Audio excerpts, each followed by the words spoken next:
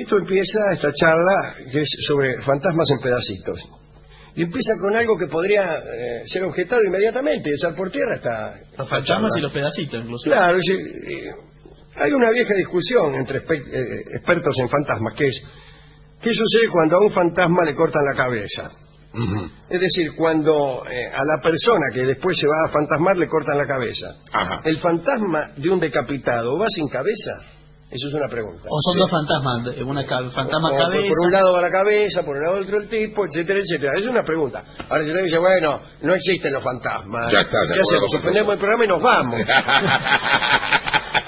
Eso le quería comentar. Claro. Yo no creo en fantasmas. Chau. Y chau, y llama y se pone otra radio donde hablan de cosas en las que sí cree. Yo creo que los fantasmas sin cabeza, cuando pierde la cabeza el cadáver, los fantasmas la llevan abajo del brazo. Es muy probable.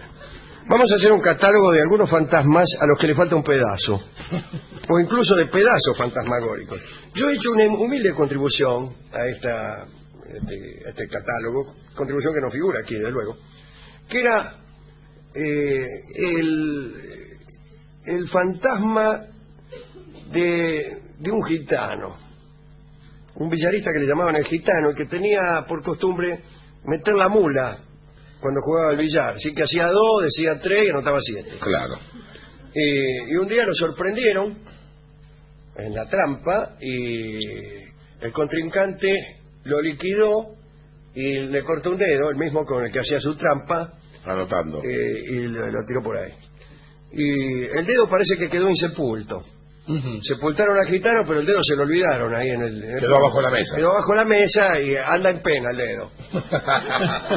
Un dedo en pena que anda por el barrio de Flores y entonces, qué sé yo, de golpe disca números cualesquiera en los teléfonos del barrio, o se pone en la boca de las personas que hablan demasiado para pedirle silencio, o da vuelta a las páginas de las novelas que están leyendo las muchachas en la plaza. No siga.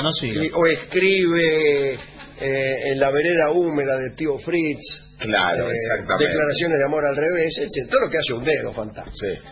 Bueno, no figura en el catálogo, pero es una humilde contribución. Sabemos que las almas que esperan la misericordia divina aguardan en el purgatorio.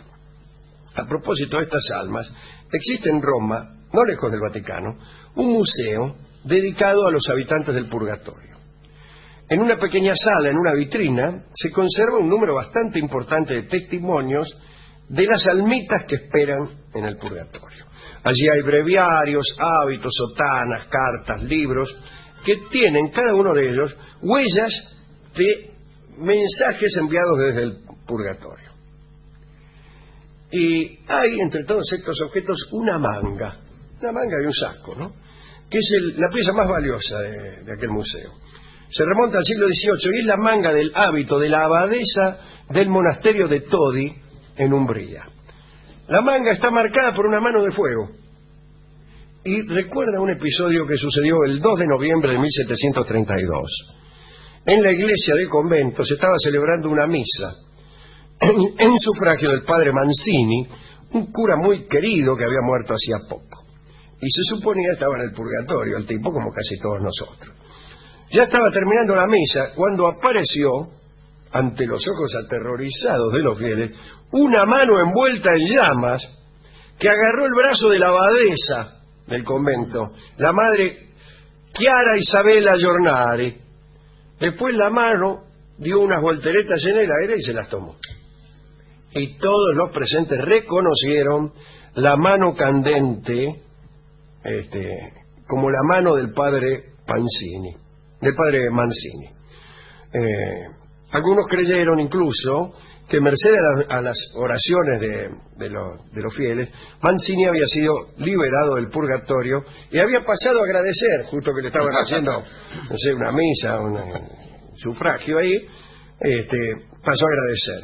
Como recuerdo de este episodio, guardaron la manga del traje de la abadesa, que presenta un aspecto de mal planchada, como quien la quemara con la plancha, pero con la marca de una mano. Así que esa es la primera aparición, una mano fantasmal y ardiente. Otra historia es la de Constanza de Cupis. El Palacio de Cupis está en la Piazza Navona, en Roma. Había sido la residencia del Marqués de Villena, el embajador español, creo, en 1603. Algunos años más tarde se hospedó allí la noble Constanza de Cupis. No era una mujer muy bella, pero poseía las manos más hermosas del mundo. Comentario entre paréntesis, se la regalo. No es una cosa que le salve la vida a nadie tener manos hermosas, ni a una mujer ni a un hombre. Ay, es un tipo feísimo, pero qué lindas manos que tiene. ¿La suma de cuántas partes lindas hacen a una persona linda? En porcentaje. No es eso. ¿Sabe que no? Justamente, es totalmente ineficaz la suma. La suma produce un monstruo. Ay, a mí me gustaría una mujer que tuviera los hombros de fulana de tal, el pelo de sutana, la cara de Cameron Díaz, atrás de la rodilla de Penélope Cruz. Eso es un monstruo.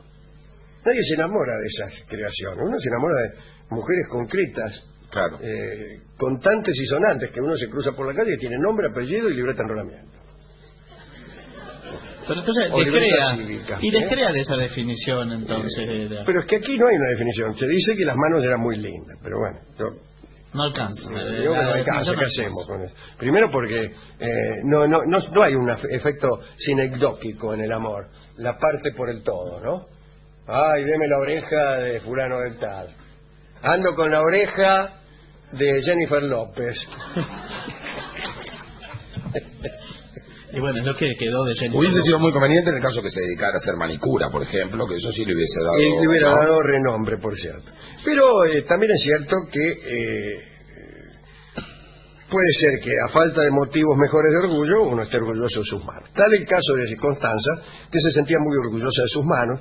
Nunca llevaba anillos ni pedrería, pues pensaba que aquellos adornos podían distraer a sus admiradores. Hasta tal punto llegó este orgullo que mandó hacer un molde de sus manos. Antes de entregarle el molde a Constanza, el escultor que se encargó de hacer el trabajo lo expuso en el taller y muchos romanos pasaron para ver las manos más famosas de la ciudad. Durante esa pequeña exposición pasó un viajero que se dijo adivino. Dijo, ay, soy adivino. Y al contemplar esas manos le dijo al escultor, una de estas manos corre peligro. Profecía o maldición, estas palabras misteriosas llegaron a Constanza, junto con otro rumor, que era este. Se decía que el diablo se mezclaba entre vecinos, disfrazado de viajero, en aquellos tiempos en Roma. El caso es que una mañana, mientras trabajaba bordando un mantel de damasco, Constanza se pinchó. El pinchazo gangrenó y los doctores decidieron amputar la mano enferma. Ni siquiera esto bastó para proteger a Constanza, que murió poco después de la operación. No se sabe por qué cuestión de ultratumba, es la mano y no la figura de Constanza la que aparece muchas veces en Piazza Navona. Golpea los vidrios del Palacio de Cupis, agita las aguas de la fuente, salpica a los paseantes, también se desplaza a toda velocidad por la plaza. Aquella mano no se sabe si con un galope de dedos o volando. No se sabe cómo se desplaza la mano, o no lo explican aquí. Todo esto sucede por la noche. Quienes han visto esta mano... ¿Cuál? No, aquella mano. Dicen que tiene dedos largos, que es muy blanca y verdaderamente bella. Otra historia. En la vía del Santa Maria del Pianto, en pleno centro de Roma, está el Palacio de los Costauti. Esta familia lo habita desde el 1600. A comienzos del siglo XIX, una Costauti, rica y viuda, decidió casarse con un gentilhombre romano elegante y atractivo, pero pobre como una rata. Poco después del casorio, este muchacho, el consorte de la Costauti, se lanzó a gastar tanta guita que pronto arruinó a su mujer y estuvo a punto de hacer perder todo a la familia entera. Pedía préstamos, después no lo garpaba y hacía caer la deuda y el escándalo sobre el nuevo apellido. Este caballero dejó de gastar porque se murió de una oportuna y violenta sífilis y los Costauti pudieron ajustar su economía. Pero el espíritu del finado quedó en el palacio. Algunas noches en la tercera planta se oye respirar pesado, ¿no? Casi jadeante. Y poco después aparece el propio gentilhombre en uniforme, pero con una particularidad. No se muestra entero, solo se lo ve de medio cuerpo para arriba y a ras del suelo. Es decir, como arrastrando la panza y sin gamba. Medio cuerpo. La explicación es sencilla. A lo largo de los años, el nivel del suelo del castillo ha sido cambiado. Lo levantaron. Y el fantasma no tiene más remedio, dadas las leyes que rigen el comportamiento fantasmagórico, que seguir moviéndose según la antigua planta.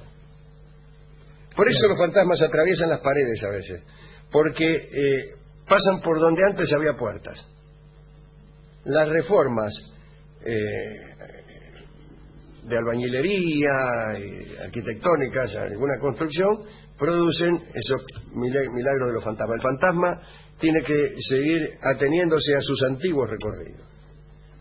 Pero como quiera que sea, este tipo también es un pedazo de fantasma, es la mitad de un fantasma. Claro.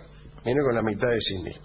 Mucho peor hubiera sido que el tipo caminara con la mitad inferior solamente, y la explicación esta no hubiera tenido mucho sentido. Hablaría del techo, seguramente. Hablaría del techo, pero ¿cómo hace un tipo? No. A ver, ¿cómo sería? Y alguna Claro, modificación edilicia del el techo. piso lo sacaron, pero estaba en un lugar y él caminaría en el aire. No, pero el medio cuerpo es muy raro todo. Esta ha sido la última de las historias de fantasmas fragmentarios. Un pedazo de fantasma es todavía peor, ¿no?, que un fantasma entero. Cuanto más se acerca un fantasma a la visión perfecta, menos nos asusta. Ajá. ¿A quién dedicar esto?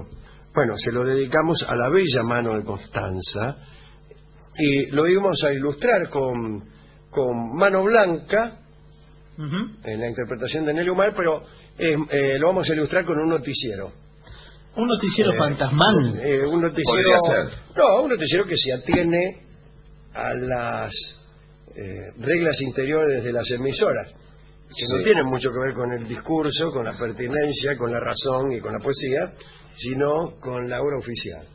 Pero Así que podríamos decir ahora- que es probable que algunas de estas noticias fueran escritas por el dedo del gitano. en Es tal muy caso. probable, es muy probable. En todo caso, después cuando hablemos de incendios de vagones, entonces sí utilicemos el tango Mano Blanca. Adelante.